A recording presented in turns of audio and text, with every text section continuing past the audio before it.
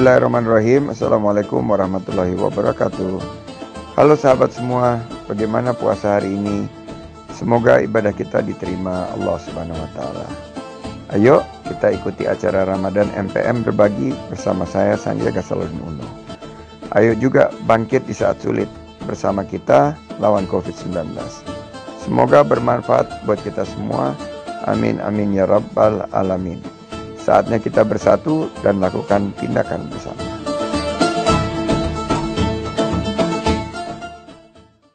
Dan kita akan membicarakan sebuah tema yang sangat menarik, yaitu ketahanan pangan keluarga di tengah pandemik. Demikian pula kami ucapkan terima kasih kepada OKOC Tani Nelayan yang mencoba melakukan permodelan bagaimana melakukan ketahanan pangan di keluarga dengan memberikan bantuan bibit yang sudah dihitung dengan sangat baik dan benar sehingga sangat efisien dan diberikan kepada keluarga dan petani di Jawa Timur yang nantinya setelah 18 hari akan panen dan kita akan menghitung seberapa efektif kegiatan ini untuk kita laksanakan. Kolaborasi ini adalah hasil kerjasama antara MPM Berbagi, OKOC Peduli, dan OKOC Indonesia. Setelah ini kita akan mendengarkan Bapak Iim Rusamsi selaku Ketua Umum OKOC Indonesia untuk memberikan sambutannya. Dengan ini disilahkan. Ya, terima kasih. Assalamualaikum warahmatullahi wabarakatuh. Selamat siang semua teman-teman yang bergabung dari penggerak komunitas OKOC Tani dan Nelayan di wilayah Jawa Timur, dan juga saya lihat ada beberapa teman-teman dari komunitas lainnya juga yang bergabung. Terima kasih sudah bergabung, dan yang saya banggakan, saya hormati Mas Sandi Uno yang sudah ada di tengah-tengah kita semua. Mas Sandi akan berbagi bersama kita mengenai ketahanan pangan bagi UMKM.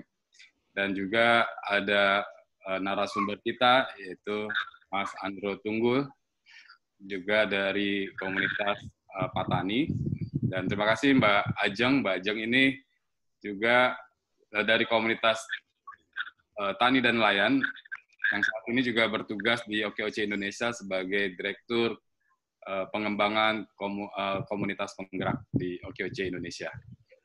Teman-teman semua, hari ini luar biasa tema kita mengenai ketahanan pangan, dan ini yang sangat penting karena memang ketahanan pangan di negara kita sangat dibutuhkan, dan untuk menjaga juga kestabilan harga pangan agar bisa stabil dan terjangkau oleh masyarakat, khususnya bagi UMKM yang membutuhkan bahan-bahan baku untuk produk-produk yang dia buat. Dan kita ketahui bahwa memang ketahanan pangan di negara kita masih jauh dari negara-negara tetangga kita. Kalau kita lihat dari Indeks Global Ketahanan Pangan Dunia, Indonesia masih di urutan ke-62, sementara Singapura yang negara kecil tapi maju, Singapura di urutan pertama dunia untuk mengenai Indeks Global Ketahanan Pangan. Yang Singapura kita tahu sendiri nggak punya lahan untuk produksi pertanian atau pangan. Dan kita yang negaranya luas dan negara memang banyak di pertaniannya masih di bawah Vietnam dan juga masih di bawah Thailand, juga Malaysia ada di urutan ke-20. Dan memang dari sisi penilaiannya ada 3, yaitu mengenai keterjangkauan. Jangkauan ini mengenai bagaimana para petani bisa diberi keberpihakan dan akses terhadap bibit, terhadap permodalan, dan lain-lain. Juga ketersediaan lebih banyak ke infrastrukturnya, dan juga faktor politik, faktor korupsi di negara kita, dan lain-lain. Dan juga sebenarnya yang bagus dari nilai kita, nilainya 62, dari 100 nilainya 62 negara kita. Yang bagus itu dinilai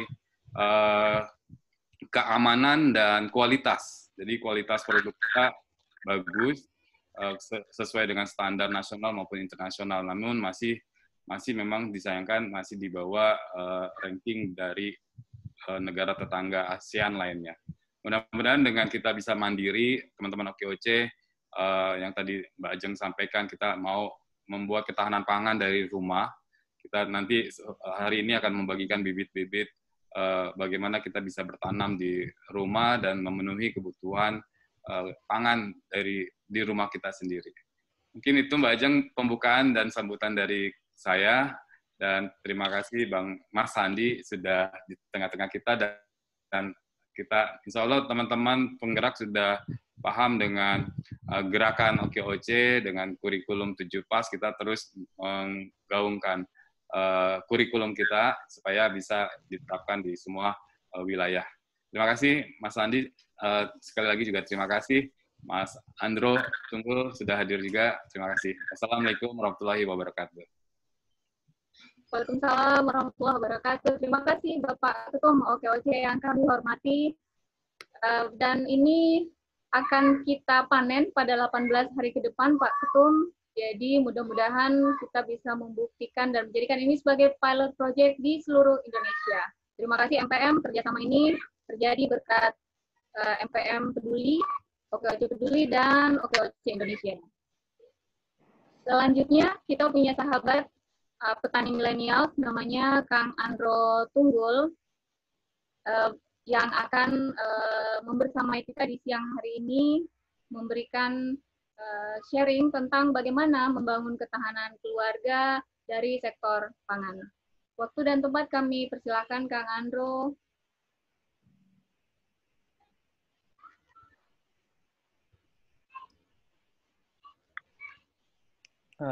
Izin membuat ini Mbak Ajeng, screen sharingnya aku nggak bisa. Oke. Videonya juga nggak bisa. Host mohon dibantu, host teknis.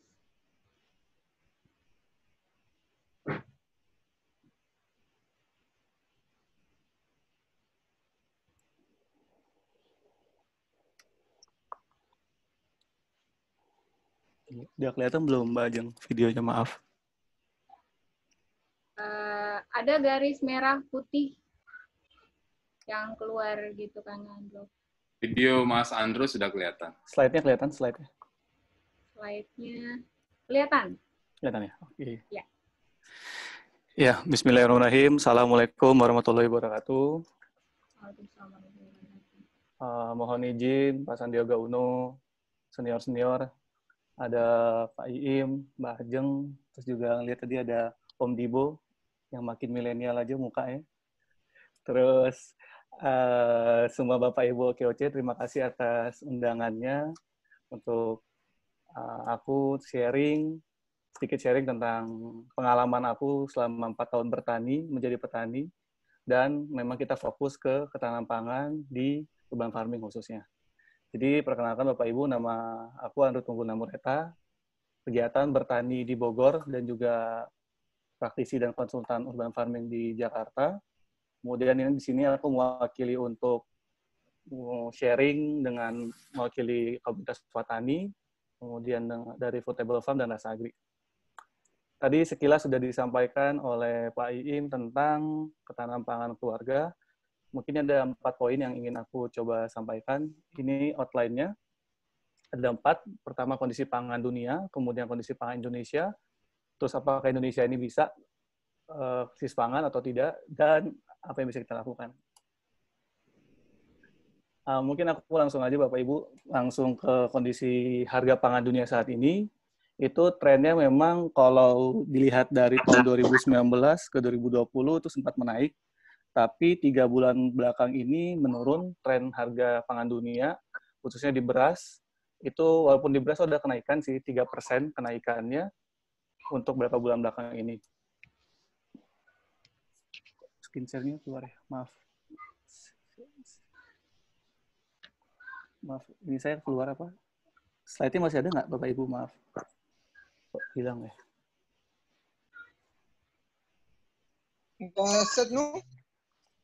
Oh, maaf, slide saya masih kelihatan tidak, Bapak Ibu? Di saya hilang. Nanti akan di-share oleh Mbak Vika. Oke. Oke. Saya lanjut aja mungkin ya, Bapak Ibu. Ya, kemudian yang kedua, selain dari harga pangan, ini kondisi produksi pangan di dunia.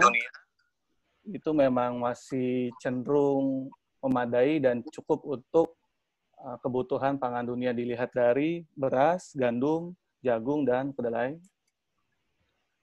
Tetapi dengan harga pangan yang cenderung menurun dan kondisi produksi pangan yang masih stabil, Global Report dari FAO itu menyebutkan bahwa ada 135 juta orang pada 55 negara mengalami food insecurity di tahun 2019 dan 75 juta anak stunting atau gizi buruk. Jadi walaupun dua kondisi tadi itu stabil dan memadai, tapi nyatanya Global Report FAO menyebutkan masih banyak orang yang food insecurity. Oke, terus kita tarik ke Indonesianya, kondisi pangannya saat ini seperti apa. Tadi disebutkan oleh Pak Iim, Indonesia peringkat 62 indeks ketahanan pangan dari 113 negara.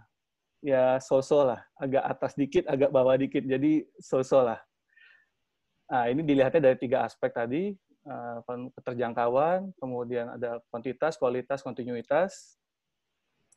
Kemudian selanjutnya itu, kalau disebutkan kemarin oleh Prof. Bustanul Arifin itu, sampai bulan Juni kita itu surplus beras sebenarnya 6,9 juta ton. Cuman yang menjadi titik kritisnya itu ketika nanti petani sudah selesai panen di akhir-akhir tahun dan baru mulai menanam kembali.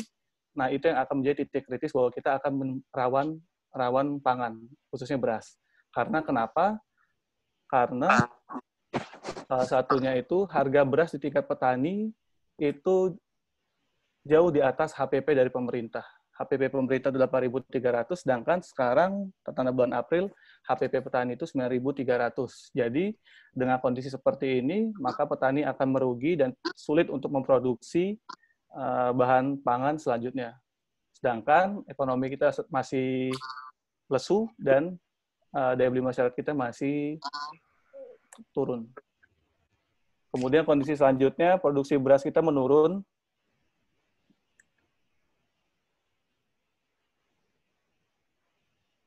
Ya, kemudian selanjutnya kondisi produksi beras kita menurun, trennya 2 tahun ke belakang ini, bahkan tahun 2020 ini juga diprediksi akan menurun. Jadi 3 tahun ke belakang ini produksi beras kita menurun. Penyebabnya apa? Salah satunya disebabkan oleh maraknya alih fungsi lahan di 5 sentra lumbung pangan nasional.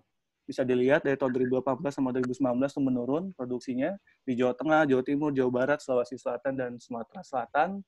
Itu terjadi salah satunya karena maraknya alih fungsi lahan dari lahan pertanian menjadi lahan-lahan industri dan properti lainnya. Sehingga lumbung pangan nasional kita terancam. Kemudian kondisi pangan Indonesia saat ini, impor pangan kita 8 dari 11 komoditas utama, kita masih sangat tergantung dengan komoditas impor. Tertanda bulan Februari 2020 ini, ada gandum dari mulai gandum sampai kacang tanah. Bahkan kacang tanah pun kita masih tergantung impor. Dan yang paling penting, distribusi pangan kita terhambat karena adanya kebijakan pembatasan wilayah, mulai dari PSBB dan lockdown antar negaranya, sehingga impor pangan juga kita sulit mendapatkannya, dan masing-masing negara juga dengan adanya PSBB ataupun lockdown seperti ini, masing-masing negara akan menyelamatkan kondisi kebutuhan pangan negara mereka sendiri. Dan yang ini skenario paling worst case-nya atau skenario paling buruknya, ketika dari semua skenario tadi saya jelaskan, yang pertama, ketika nanti produsen itu supply-nya melimpah, sedangkan konsumen itu daya belinya menurun akibat penghasilannya berkurang, maka produsen akan menjual murah bahan pangannya karena dikhawatirkan tidak laku, sehingga pendapatannya menurun. Kemudian skenario ketiganya, untuk mereka nanam kembali, mereka sudah merugi, akhirnya kurang modal untuk produksi. Kemudian skenario terburuk yang terakhir, suplai pangan terganggu dan harga melambung tinggi. Yang ini paling dikhawatirkan oleh para pakar untuk prediksi kita beberapa tahun ke depan. Ketika kita sudah masuk suplai pangan terganggu dan harga melambung tinggi, yang menjadi pertanyaan bersama, apakah Indonesia ini akan mengalami krisis pangan? Karena kalau kemarin saya mengikuti webinarnya Prof. Andreas dari IPB, 2 indikasi krisis pangan itu, pertama, kelangkaan bahan pangan, dan kedua, harga melambung tinggi. Nah, itu yang akan menjadi pertanyaan kita bersama. Kemudian, apa yang kita bisa lakukan sebagai masyarakat, sebagai society, sebagai keluarga. Tentu yang pertama kita mendukung penuh kebijakan-kebijakan pemerintah yang memang itu dirasa realistis dan real bisa dilakukan. Kemudian yang kedua, saya rasa kebun pangan keluarga ini penting untuk dilakukan di area-area sekitar rumah kita. Karena kenapa? Dari sekian banyak poin, 10 poin ini, itu saya rasa kebun pangan keluarga ini bisa memenuhi kebutuhan pangan, mendukung ketahanan pangan kita. Yang pertama kita lihat urgensi yang pertama dari pangan lokal. Jadi untuk pangan lokal ini sebenarnya kita sudah mulai menumbuhkan kembali pangan-pangan lokal selain beras misalnya. Kalau kita berbicara masalah pangan lokal ini, kita berbicara masalah sumber nutrisinya karbohidrat, alternatif pangan lain bisa didapatkan dari karbohidrat itu, yaitu pertama kita bisa dapatkan singkong. Dari singkong, habis itu kita dapat juga dari jagung. Terus habis itu dari ketela, umbi-umbian. Jadi sebenarnya banyak sekali pangan-pangan lokal kita yang sebenarnya nilai gizinya juga bagus. Kemudian yang kedua, kalau kita lihat kondisi di Jakarta atau di Bandung misalnya, hampir 96% kebutuhan pangan kota itu dipenuhi oleh daerah-daerah penopangnya. Nah, makanya gerakan menanam pangan sendiri ini itu paling menyentil orang-orang yang ada di urban, yang ada di perkotaan. Karena mereka sangat tergantung dari daerah-daerah penopang untuk mendapatkan bahan pangannya. Nah, sehingga gerakan-gerakan urban farming itu marak dilakukan di beberapa kota. Minimal dengan urban farming, walaupun kita tidak bisa memenuhi semua kebutuhan pangan kita, minimal 50% bisa kita dapatkan kebutuhan pangan kita dari kegiatan menanam sendiri. Jadi kita udah nggak usah beli lagi nih kangkung yang dari Lembang, kemudian cabai yang dari Soreang, dan segala macam. Jadi kita bisa mendapatkan sendiri dari rumah kita atau dari area pemukiman kita. Kemudian poin urgensi kedua, masalah diversifikasi pangan. Ini sangat penting dilakukan karena tadi kita lihat 8 dari 11 komoditas impor kita, 8 dari 11 komoditas utama kita tuh berasal dari impor. Nah, kalau saya nggak kebayang aja kalau nanti misalnya masih seperti itu angka impor kita, sedangkan kita tidak mencoba alternatif pangan lain, kita akan betul-betul terikat dengan namanya impor, apalagi dengan kondisi beberapa tahun ke depan, negara-negara importir akan mencoba mempertahankan pangannya sendiri di negara mereka. Kalau kita nggak memulai diversifikasi pangan dari sekarang, mengganti nilai sumber-sumber karbohidrat kita, sumber-sumber protein kita, kalau tidak diganti dengan alternatif pangan lain, itu kemungkinan krisis pangan akan terjadi. Kemudian yang ketiga, pertanian berkelanjutan. Nah, kalau untuk pertanian berkelanjutan ini, yang saya pelajari itu, jadi kita bukan cuma ngomongin pertanian itu secara industri, tapi kita juga berbicara pertanian itu secara keberlanjutan alam ini. Jadi dengan kita melakukan kemandirian pangan di kebun pangan keluarga kita bisa menjamin keamanan pangan kita ini itu sehat untuk kita, kesehatan kita sebagai manusia, dan itu juga lestari untuk alam kita. Dan yang terakhir, mungkin dari sekian banyak poinnya, yang terakhir ini saya ingin menjelaskan fenomena being a new normal yang ada 30 poin. Mungkin saya ambil salah satu poinnya, yaitu salah satu poin dari being a new normal ini, masyarakat kita sudah semakin, awareness-nya semakin tumbuh, semakin aware dengan kesehatan. Jadi kemungkinan setelah nanti COVID ini selesai, masih banyak juga masyarakat kita yang akan bepergian menggunakan masker, dan khususnya kalau kita berbicara masalah pangan, masih banyak banget masyarakat kita yang nanti akan peduli dengan makanan mereka atau gizi yang akan mereka makan. Aduh. Kemudian, nah ini sedikit sharing Bapak Ibu, teman-teman sekalian. Ini lokasi kebun pangan keluarga yang kemarin kami lakukan di Bogor. Ini bulan Januari Februari sebelum adanya COVID. Jadi kita bisa dilihat yang sebelah kiri itu ada kondisi lahan sebelum jadi kebun pangan keluarga. Itu jadi ada satu rumah, satu tanah yang itu 100 meter persegi tidak digunakan. Akhirnya selama 1 bulan kita coba merumuskan bersama ibu-ibu di sana, bersama warga-warga. Kita akhirnya membuat di sana lahan kebun pangan keluarga yang ditanam secara hidroponik. Jadi ini sekarang ibu-ibu yang udah pakai masker nih, pas sekarang udah mulai COVID, mereka sudah mulai panen. Karena kemarin 2 bulan kebelakang kita sudah membuat terlebih dahulu kebun pangan keluarga ini. Kemudian selanjutnya kota di kebun pangan keluarga yang diinisiasi dan diurus oleh ibu-ibu. Nah, sekarang ini kebun pangan komunitas yang ini diurus langsung oleh pemuda-pemuda yang ada di Bogor. Ini yang ada di sekitar Gunung Pokor Antam. Jadi 2 program ini, yang kebun pangan keluarga dan kebun pangan komunitas ini program CSR dari Antam. Akhirnya kami kemarin supervisi membuat kebun pangan ini. Nah, ini kalau yang tadi ibu-ibu secara hidroponik, karena ibu-ibu nggak mau ribet, takut tanah, takut cacing, takut kotor. Nah, akhirnya kita buat hidroponik. Akhirnya sekarang kalau untuk kebun pangan komunitasnya, kita bikin kebun yang dari tanah. Ini pendekatannya organik. Jadi seperti ini. Sekarang sudah ada sekitar 10-14 komoditas yang ditanam di kebun pangan komunitas ini, yang diurus langsung oleh Karang Taruna dan oleh pemuda masjidnya. Ada sekitar 14 komoditas. Nah, ini baru panen kemarin Bapak Ibu. Bisa dilihat itu ada buncis, ada kangkung, ada timun kuri, ada pakcoy, ada cabai, ada tomat, dan selada. Jadi mereka sudah bisa, minimal sudah bisa mandiri pangan di area mereka sendiri dan tidak perlu banyak membeli bahan pangan keluarga yang lain.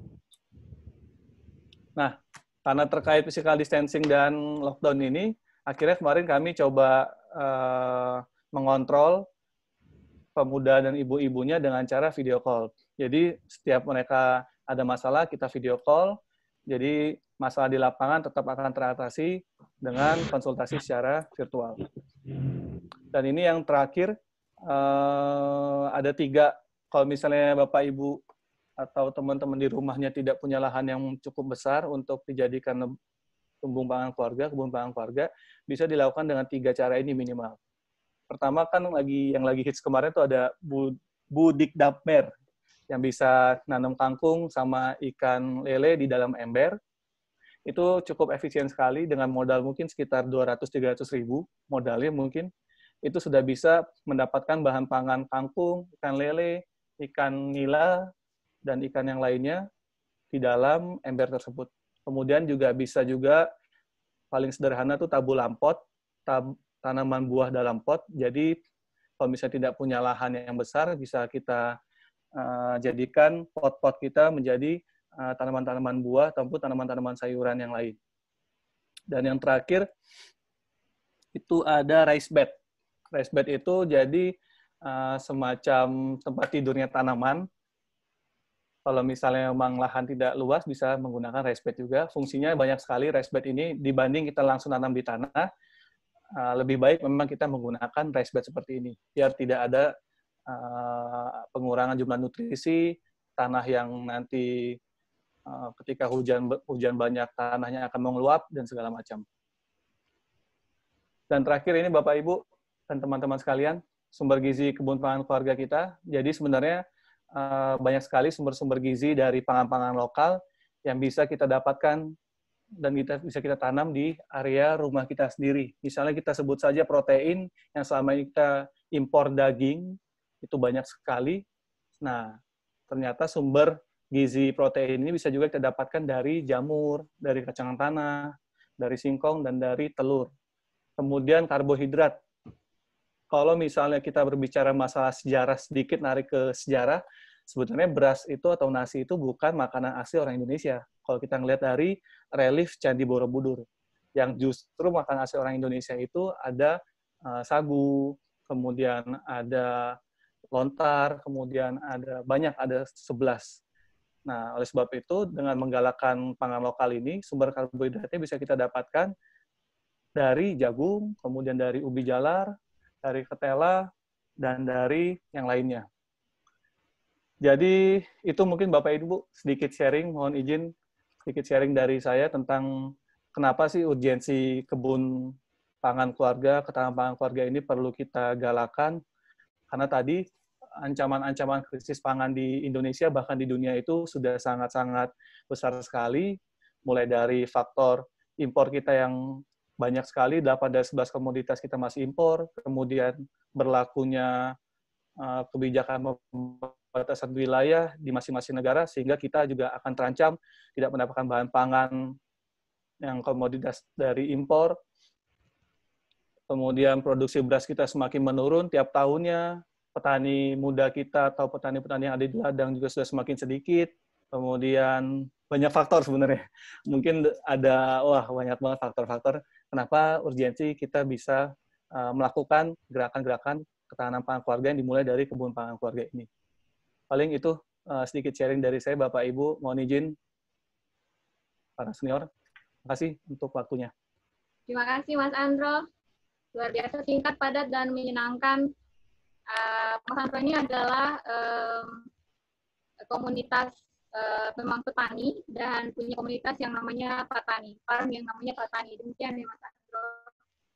Saya juga ingin menyapa kepada partisipan kita, selain ada Om Dibo, juga ada Mbak Ina Lugis, dan ada Bang Reza Peter. Selamat datang, Bang Reza Peter. Terima kasih sudah bergabung. Diskusi ini terjadi berkat kerjasama antara MPM Peduli, OKOC Peduli, MPM Berbagi, OKOC Peduli, dan OKOC Indonesia. Kita tanya nggak? Boleh tanya nggak? Bagaimana? Boleh tanya nggak? Oke, kita lanjutkan sharing session ini ke Bapak Sandiaga Salahuddin Uno yang kita panggil akrab dengan Bang Sandi. Dipersilakan, Bang Sandi, kita ingin mendengarkan arahannya terkait ketahanan pangan keluarga. Terima kasih Mbak Tendri Ajeng Andi, founder OKOC Tani dan Nelayan, dan juga sekarang adalah Direktur Bidang Pengembangan Kemitraan para penggerak. Saya juga terima kasih kepada Bang Iim Rusyamsi. Dan yang paling luar biasa nih, saudara kita Andro Tunggul. Ini milenial yang mematahkan satu mitos bahwa anak-anak muda nggak mau masuk ke sektor pertanian. Ternyata ada juga tuh yang ganteng lagi pakai topi. Ganteng pakai topi, kan kacamata kekiniannya, juga beraktivitas di bidang tani. Jadi ini memang sosok yang saya udah lama tunggu muncul, dan mudah-mudahan kita ada beberapa sosok-sosok di jejaring OKOC yang memang difokuskan kepada tani dan kepada pangan, dan khususnya kepada harga-harga yang stabil dan terjangkau ke depan. Terima kasih Pak Komisaris Sarana Jaya, Bapak Reza Paters, yang punya pertanyaan kepada Pak Andro Tunggul. Saya sebelum beliau, mungkin kan beliau sibuk ya, kalau saya kan pengangguran banyak waktu, tapi Pak Reza ini kelihatannya sibuk. Ada pertanyaannya beliau ke Bang Andro Tunggul, saya silakan Bang Reza, silakan. Enggak, bukan. Saya nggak jadi nanya, nanti aja belakang. Cuma mau konfirmasi, Mas Andro Tunggul tadi ke petani ya, yang di Makassar ya, Jam. Petani ya. Bang Reza Paters, Bang Andro Tunggul ini di Bogor tempatnya, Bro. Di Bogor. Apa informasinya salah? Mungkin Sarnajaya mesti meningkatkan database. Mesti ada arah membangun infrastruktur pertanian mungkin. Iya. Terima kasih banyak, Mas. Silakan.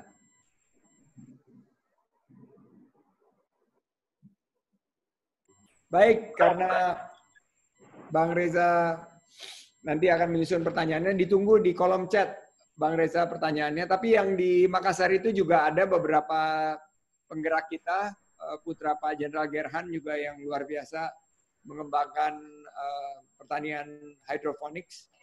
Tapi yang kita memang tunggu ini adalah fokus daripada anak-anak muda seperti adik kita ini, Andro Tunggul, yang menurut saya hari ini membuka mata kita. Saya ingin memaparkan beberapa slide, cepat saja karena saya ingin lebih banyak pertanyaan, nantinya waktu untuk tanya jawab. Tapi ini tentang sekali lagi pangan ya. Mudah-mudahan Vika sudah bisa started screen sharing, dan kelihatannya OKOC harus invest nih di screen-nya Vika karena agak lemot. Setelah saya mengupgrade WiFi saya dengan bisnet sesuai dengan permintaan Bang Imrus Syamsi, saya sudah mengupdate.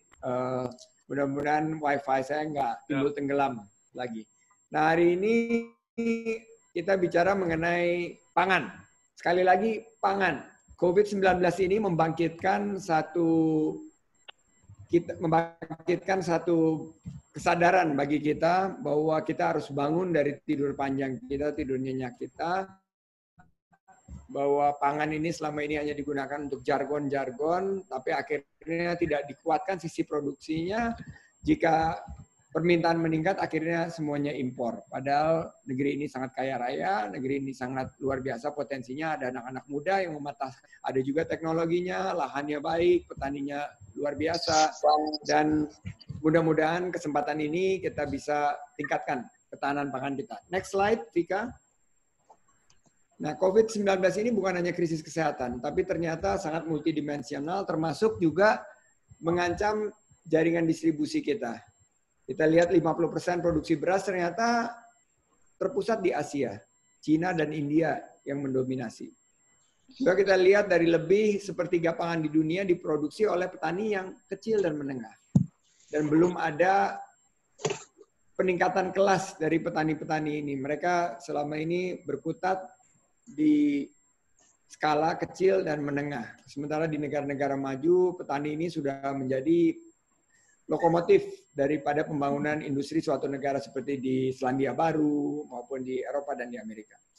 500.000 ton beras tertahan di India karena COVID-19 ini memaksa mereka untuk fokus memberikan prioritas kepada kebutuhan dalam negerinya dan juga pelabuhannya tutup, akhirnya 500.000 ton beras tertahan. Dan akhirnya 500 juta orang di dunia beresiko untuk jatuh ke jurang kemiskinan.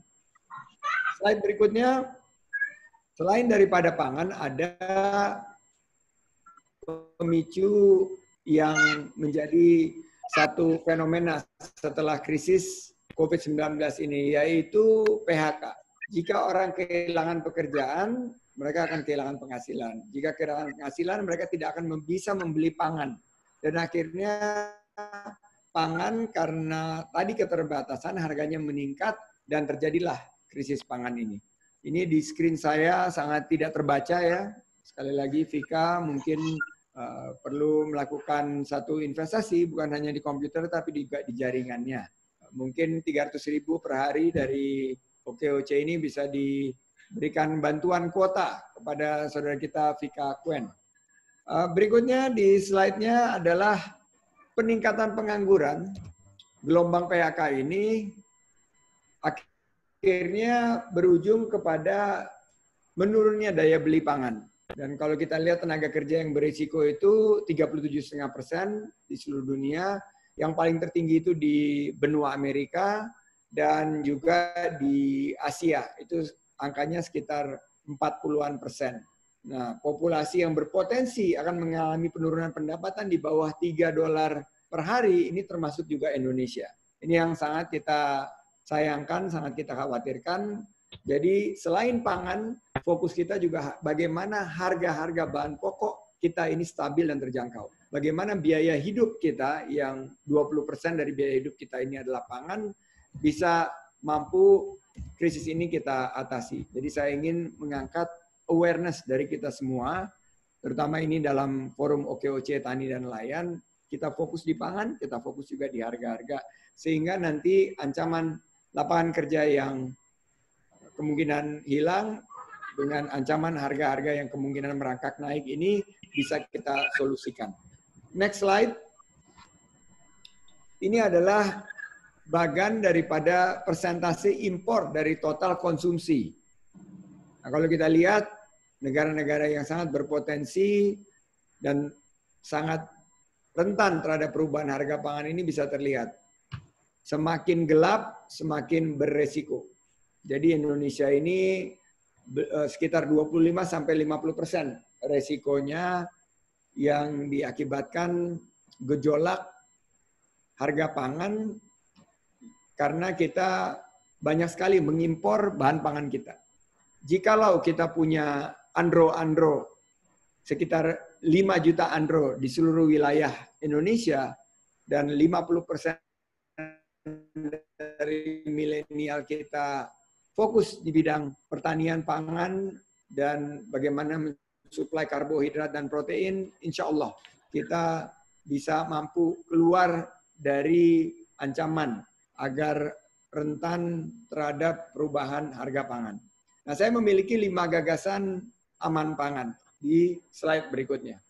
Kita bisa melihat yang pertama, era pandemi ini, negeri ini berpeluang mengejar defisit dan mencegah krisis pangan. Gimana caranya? Kita punya lahannya 1.600 titik di seluruh wilayah Nusantara, dan saya melihat bahwa Indonesia nggak kalah. Kita punya lahannya, kita punya tanah yang subur, kita punya petani-petani yang rajin dan pinter-pinter, kita punya urban farming, satu pendekatan yang selama ini belum dilakukan. Makanya saya ingin mengajak Bang Reza Paters nih untuk mendorong seperti properti yang dimiliki oleh Pemprov DKI Jakarta, didorong urban farming ini. Yang kedua adalah tumbuhkan ketahanan pangan sebagai prioritas. Caranya dari mana? Dari keluarga. Keluarga adalah unit terkecil yang bisa kita lakukan untuk ketahanan pangan. Ubah pola konsumsi kita, gunakan kesempatan kita juga memiliki pangan di halaman belakang kita dengan tadinya urban farming dan lain sebagainya. Nah, mulai dari keluarga kita tingkatkan menjadi RT. RT di sini, di kebetulan di RT saya sudah ada fasilitas urban farming juga, ditingkatkan di fasilitas RW dan kelurahan, desa dan lain sebagainya, sehingga setiap tahapan daripada skala berbangsa bernegara, mulai dari society yang paling kecil, unit keluarga, kita memiliki ketahanan pangan, dan ini harus mengubah mindset. Ketiga, lipat gandakan kapasitas lokal. Ini produksi harus kita dorong, gunakan teknologi, pupuk harus tersedia dengan baik, dengan harga terjangkau, bibit juga tersedia. Semua ekosistem dari bahan pangan ini kita pastikan menjadi prioritas. Keempat, perkaya food mix. Tadi Mas Andro bilang mengenai diversifikasi pangan. Kita juga lihat memang masih ada yang diimpor seperti tepung terigu. Ya iyalah, gandum susah diproduksi di sini, kedelai juga susah. Tapi bagaimana dengan protein? Kita nggak perlu harus impor dari Australia semua atau Brazil mengenai protein kita. Kita punya ikan kok. Kita bisa tingkatkan konsumsi ikan kita, dan ikan ini bisa menjadi sumber protein kita yang sangat tersedia. Bisa juga di halaman belakang kita. Dan kelima, ini yang saya terus-menerus lakukan dan ingatkan adalah embrace teknologi. Terapkan teknologi, ciptakan lapangan kerja, green jobs. Ini adalah lapangan kerja juga, green jobs yang harus kita serahkan kepada generasi muda kita. Milenial-milenial kita ini ternyata 55% ingin memulai usaha. OKOC harus menangkapnya ini dan mengarahkan mereka kemana memulai usaha di bidang pangan, pertanian, peternakan, perikanan, semua yang berkaitan dengan pangan, perkebunan juga. Jadi kekayaan kita bisa kita mampu untuk hadirkan untuk kedaulatan bangsa kita ke depan. Terakhir, saya tidak akan pernah lelah untuk mengingatkan Pak Iim, Mbak Tendri Ajeng, Mas Andro, terutama Pak Reza Paters. Mari kita terus berolahraga di tengah pandemi ini. Jangan berhenti berolahraga. Di rumah saja bukan artinya olahraga hanya di kamar. Tapi kita harus keluar dari kamar. Kita dapat sinar matahari dan paling tidak berolahraga 30 menit. Dengan meningkatkan olahraga kita, kita akan meningkatkan imunitas kita. Semoga setelah imunitas kita naik, kita juga bisa meningkatkan keimanan kita. Sukses untuk semua. Billahi taufik walhidayah. Wassalamualaikum warahmatullahi wabarakatuh. Waalaikumsalam warahmatullahi wabarakatuh. Terima kasih Bung Sandi. Langsung aja ke Pak Reza Paters. Silahkan dibuka. pertanyaannya jika ingin diajukan. Nah, tadi cuma mau konfirmasi aja Mas Andro Tunggul, apa kontak pertani atau petani? Karena kebetulan saya ketemu dengan beberapa kawan, memang ada beberapa berasal dari Makassar gitu, yang membuat satu apa namanya marketplace untuk para petani dan urban farming. Dan sekarang masih baru berjalan di Sulawesi Selatan, khususnya Makassar. Itu lagi kita mau bawa ke Jakarta, kerjasama dengan Pasar Jaya dan Agro BUMD, Agro Jakarta. Itu aja info, saya mau nanya, konfirmasi aja sih.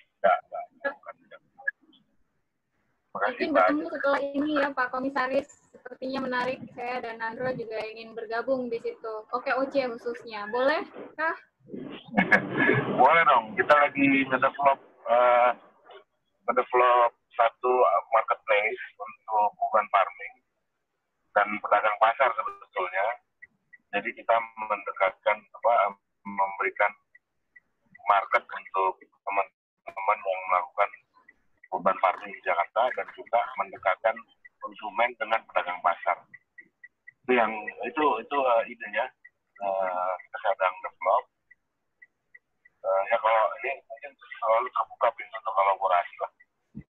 Menurut saya menarik kalau kita bisa elaborasi dan digarap bareng-bareng, karena semakin besar, the more the merrier, mungkin gitu kalau kata mentor saya, Bang Sandi. Ya, the more the merrier. Betul sekali. Itu adalah konsep kita, semakin banyak semakin baik.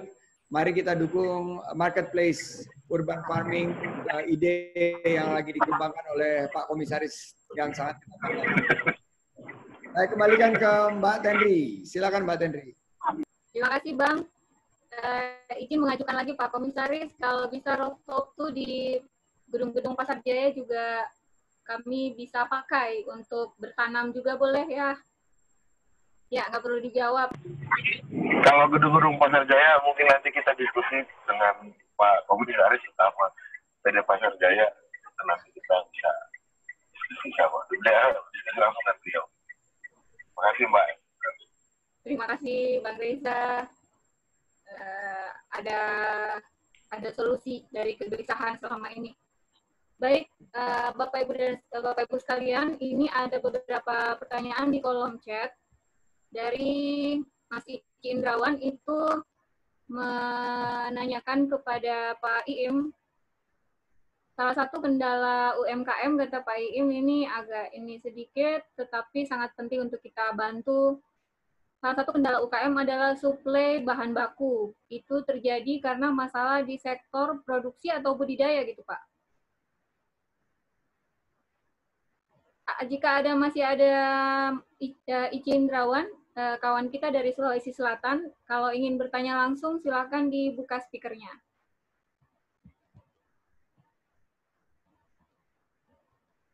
Ya Mbak Ajeng.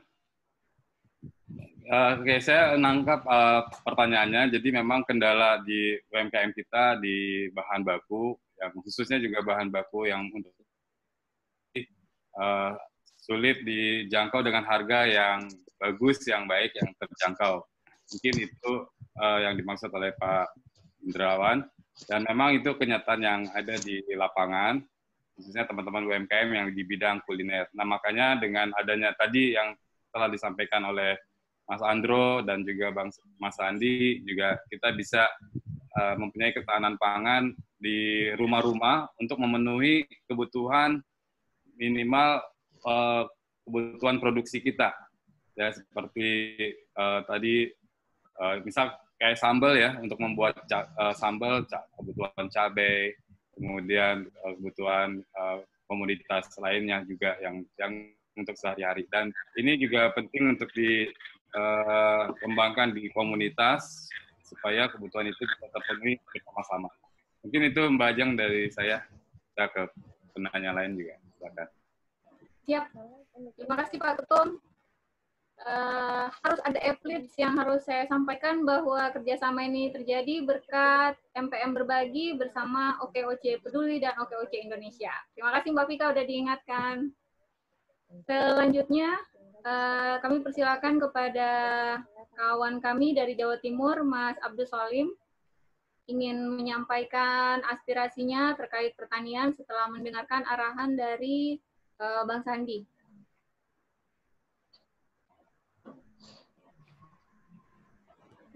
Halo Bapak dosen, apakah masih bersama kami?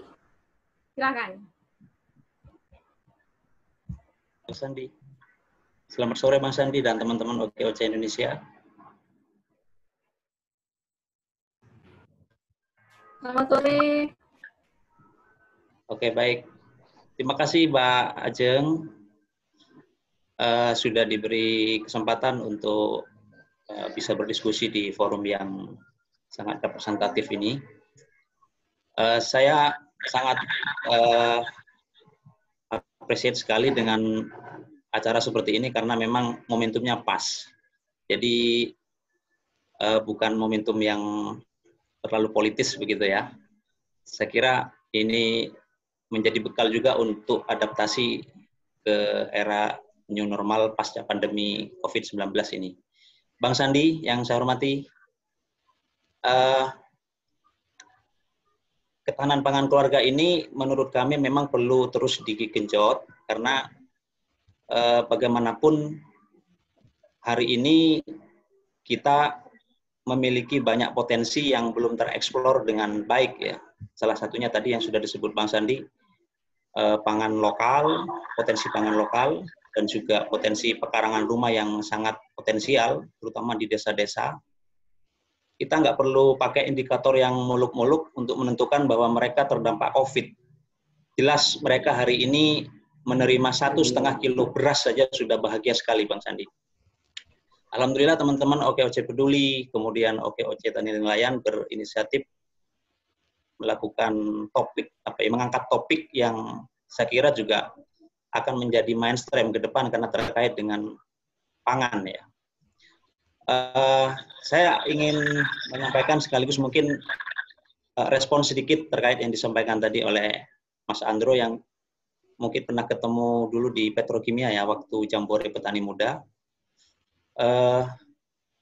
Yang sudah dilakukan ini mungkin perlu dibuat jejaringnya di beberapa titik. Kemudian dalam kesempatan yang lain ke depan kita perlu ketemu melalui forum virtual ini untuk menemukan formula yang pas karena bagaimanapun dengan menanam sebatang pohon cabai sebetulnya pada situasi tertentu ini ibaratkan menjadi pohon emas. Ketika harga cabai sudah sedemikian terasa memukul ibu-ibu rumah tangga ya. Yang paling paham ini ibu-ibu yang sering memasak di dapur pun juga komponen pangan lainnya, sayur mayur dan juga bumbu-bumbu dapur lainnya seperti bawang putih dan sebagainya itu yang biasanya mereka bisa dapatkan dengan 5.000 sudah bisa memasak. Tiba-tiba pada situasi tertentu mereka harus mengeluhkan hal ini tanpa tahu harus bagaimana. Oleh karena itu sebelum situasi ini semakin terasa ya, mungkin kita sudah mulai genjot dan gerakkan kembali isu untuk ketahanan pangan keluarga ini yang lebih real lagi. Nah, dari Jawa Timur, saya coba mendukung gerakan ini dari apa yang bisa kami bersama komunitas lakukan. Kemarin menggalakkan tanaman labu madu yang tidak perlu susah-susah untuk di-endorse ke ibu-ibu di rumah tangga karena punya nilai estetik ketika ditanam di pekarangan dan memancing ketertarikan mereka untuk menanam, kemudian menjadi pemantik menanam tanaman sayur lainnya. Alhamdulillah, kemarin ada titipan dari OKOC Peduli untuk mereka diberi benih sayuran untuk dikembangkan lebih variatif lagi. Demikian barangkali harapan yang bisa kita sampaikan di forum ini. Terima kasih atas kesempatannya. Terima kasih juga Mas Abdul Salim, selain sebagai petani juga adalah dosen di sebuah kampus negeri yang tidak bisa disebutkan. Bang Sandi ada komentar, silakan Abang. Luar biasa Bang Abdul Salim. Jadi memang kepedulian kita terhadap sektor ini harus kita lakukan dalam satu irama yang menentukan prioritas. Bangsa ini tentunya punya begitu banyak potensi. Dan kalau ditanya Menteri Pertanian terbaik yang dimiliki bangsa ini, kita bisa melihat kepada Menteri-Menteri Pertanian sebelumnya. Tapi Menteri Pertanian terbaik yang pernah dunia miliki adalah Nabi Yusuf alaihissalam. Di mana Nabi Yusuf ini, dia sebagai Menteri Pertanian waktu itu menetapkan bahwa ya tentunya berdasarkan mimpi yang ditafsirkan, tentunya itu adalah pesan dari Allah Subhanahu wa taala, dia harus melakukan satu perencanaan bahwa ada 7-8 tahun di mana kita akan mendapatkan panen yang luar biasa, tapi ada 7-8 tahun yang tentunya nanti kekurangan pangan. Nah, masa pandemi ini adalah awal dari kita kemungkinan kekurangan pangan seperti yang adinda kita Andro sudah sampaikan bahwa setelah panen beras terakhir di akhir tahun atau di awal tahun depan ini kita akan mulai kekurangan pangan khususnya beras. Nah, saya ingin mengajak kita semua di forum OKOC Tani ini menjadi trigger, menjadi pemicu agar pemikiran ini akan terus menjadi top of mind, menjadi pemikiran utama kita. Bagaimana pangan dan harga-harga bahan pokok, biaya-biaya hidup kita ini bisa kita carikan solusinya agar pasca COVID-19 ini kita tetap bisa menciptakan lapangan kerja dan menjaga stabilitas harga-harga bahan pokok dan ketersediaan bahan pokok kita. Terima kasih Bang Abdul Salim, sukses untuk juga menjadi pengajar dan dosen. Terima kasih. Oh, ada Bang Fikri El Aziz juga sudah bergabung. Terima kasih. Saya kembalikan ke Mbak Tenri. Terima kasih Bang, ada beberapa permintaan. Seperti Bu Ici dari Jakarta, bantah Bang Sandi, ayo maksimalkan gerakan urban farming di DKI, masih banyak lahan tidur yang belum dimaksimalkan. Oh iya, saya lulus PIAGI, insya Allah siap membantu, support, baik tenaga, ide, dan sebagainya. Kemudian Bang Sandi, ada yang berharap ada lumbung pangan di DKI. Ini Pak Samsul Arifin, tidak ada penjelasan lokasi, menyebutkan bahwa untuk ketahanan pangan nasional mungkin idenya adalah hidupkan kembali lumbung pangan desa dengan pengelolaan secara profesional. Sementara dari Sulawesi Selatan mengatakan bahwa OKOC Indonesia diharapkan untuk membuat produk olahan.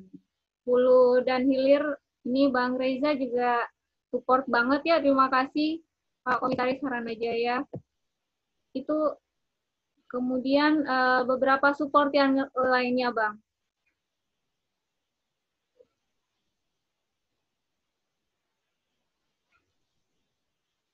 Ada komentar dari Bang Sandi terkait harapan dari kawan-kawan?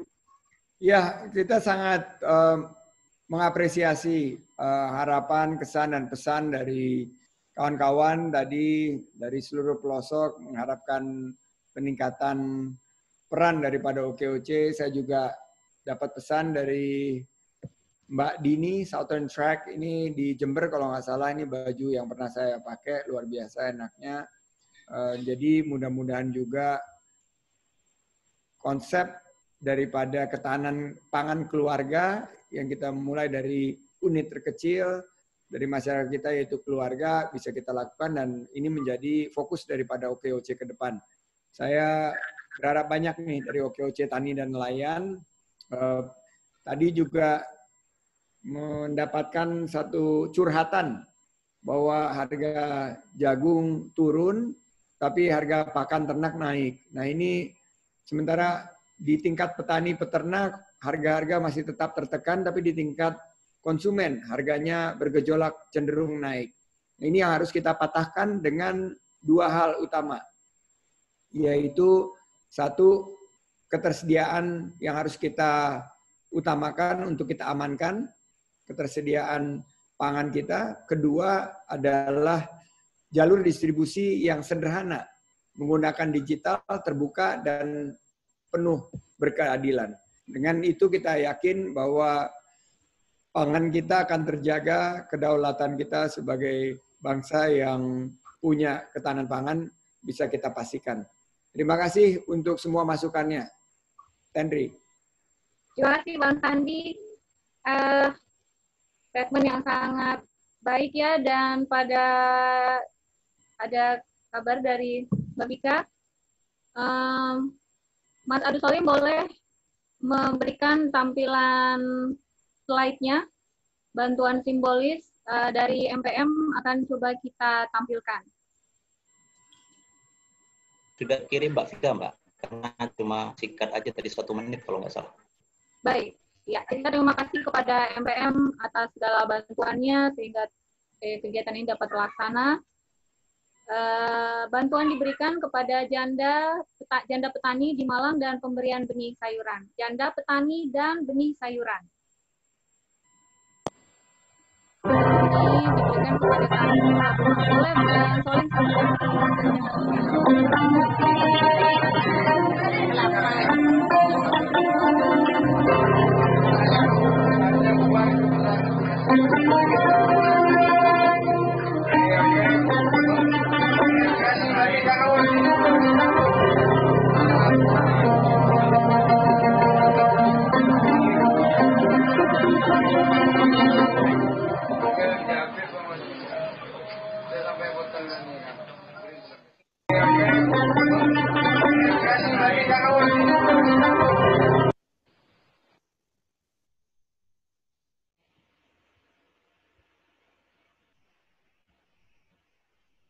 MPM Berbagi, OKOC Peduli, dan OKOC Indonesia memberikan kepada 60 janda serta petani yang terdampak COVID pandemic.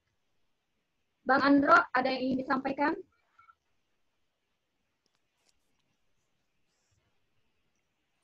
Lima jam.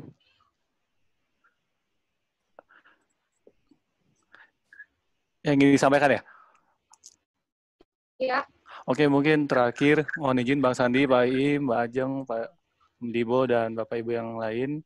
Kalau bagi saya pribadi melihat kondisi COVID seperti ini, itu memang ancaman yang sangat serius untuk ketahanan pangan nasional khususnya. Karena dengan banyak data yang sudah disampaikan tadi, ya ini momentum yang sebenarnya dengan ancaman serius itu juga sekaligus juga momentum untuk, karena dulu kan kalau masalah kemandirian pangan, ketahanan pangan ini hanya jadi bahasa langitan kalau saya lihat. Hanya orang-orang yang ngerti aja, orang-orang pemerintah, terus orang-orang yang penerima manfaat, kemudian akademisi. Jadi bahasa langitan lah masalah kemandirian pangan dan ketahanan pangan ini. Cuma dengan adanya momentum COVID ini memang akhirnya semua mata itu melek, semua mata itu jadi paham, oh ternyata mandiri pangan itu sesimpel kita cuma menanam di rumah. Jadi itu, karena kalau saya dulu pelajari waktu kuliah di pertanian, itu kan sebelum kita mencapai ketahanan pangan, kita harus mandiri pangan dulu. Jadi stepnya kemandirian pangan, kemudian ketahanan pangan, baru kedaulatan pangan. Nah, kalau saya rasa sekarang ini memang momentum yang benar-benar bikin semua orang itu jadi melek kalau ternyata mandiri pangan itu ya seperti ini. Dari mulai rumah kita sendiri, sumber gizi itu ada di rumah kita sendiri kok. Bisa kita yang menentuin, kita mau nanam apa, kita mau konsumsi apa. Jadi menurut saya, karena memang ini ancaman yang sangat serius, memang harus banyak support-support dari pemerintah, dari komunitas, dan dari gerakan-gerakan untuk kembali membumikan dan mengakarkan kembali yang namanya kemandirian pangan ini.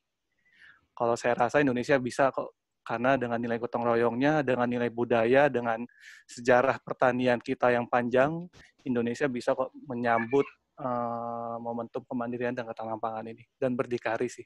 Begitu, Bang Sandi, Pak Dibo, Pak Iim, Mbak Ajeng, dan Bapak Ibu yang lain. Mohon izin. Terima kasih. Assalamualaikum warahmatullahi wabarakatuh. Terima kasih, Kang Dibo. Ini pernyataan dan support di kolom chat tidak berhenti, tetapi kita harus menyudahi acara ini karena Bang Sandi harus segera masuk ke ruang meeting berikutnya. Terima kasih kami ucapkan atas semua partisipasi. Kita tutup acara MPM Berbagi, OKOC Peduli, dan OKOC Indonesia dengan ucapan Alhamdulillahirobbil alamin. Baik, terima kasih semuanya. Terima kasih untuk MPM Berbagi. Saya mengusulkan, karena ini topiknya menarik, jika ingin meneruskan perbincangan, silakan. Karena saya sudah kedatangan tamu jauh-jauh dari Bekasi. Saya ingin mengucapkan sekali lagi terima kasih kepada rekan-rekan. Silakan untuk diteruskan diskusinya seperti Pak Budi yang menyatakan ada beberapa produk-produk herbal bio 8 yang sudah menjadi pengobatan COVID. Ini bisa didapat dari propolis dan kulit manggis. Bu Dini ingin mengembangkan, atau Bu Arini ingin mengembangkan toga, tanaman obat untuk keluarga. Itu kita bisa lihat binahong maupun juga bidara, juga temulawak, kunyit, jahe merah, itu semua bisa dilakukan kegiatannya di belakang rumah kita, di halaman belakang kita. Jadi teruslah kita berdiskusi. Terima kasih untuk teman-teman di OKOC Sumeneb, Bang Fauzi CEO, Mator Sakalangkong. Mudah-mudahan kita terus terjamin produk pangan kita bisa pastikan ke depan tidak terjadi krisis pangan. Billahi taufik wal hidayah. Wassalamualaikum warahmatullahi wabarakatuh. Waalaikumsalam warahmatullahi wabarakatuh. Dadah semuanya. Silahkan dibuka videonya. Foto bareng boleh? Ya, foto bareng silahkan dibuka videonya. Dan ambil di mobile. Bergerak terus. Oke, saya hitung ya. 1, 2, 3.